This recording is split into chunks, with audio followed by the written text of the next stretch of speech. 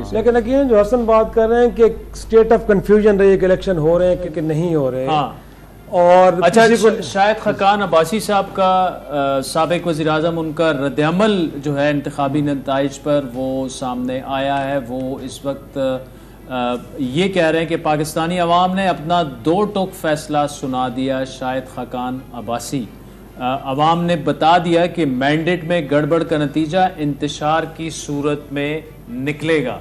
अब शायद खकान अब्बासी साहब PMLN के सीनियर रहनुमा साबिक वज़ीर आज़म, लेकिन उन्होंने वो तकरीबन पिछले 1 साल से एटलीस्ट वो मुसलसल ये बातें कर रहे थे कि देखें आप ऐसा ना करें। वो ये कह रहे हैं मुल्क को दरपेश चैलेंजेस से निपटने के लिए तमाम लीडर्स मिलकर बैठें, जान लें कि तारीख खुदगर्ज सियासतदानों पर कोई रहम नहीं करती।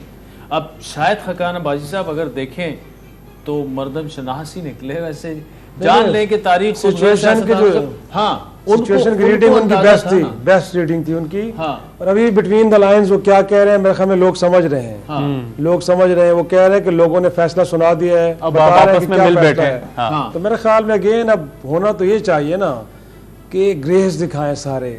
वो नवाज शरीफ साहब हैं, वो पीपल्स पार्टी है, या कोई और हैं, इन रिजल्ट्स को एक्सेप्ट करें। और अब दबाव होना चाहिए उनकी जानिब से इलेक्शन कमीशन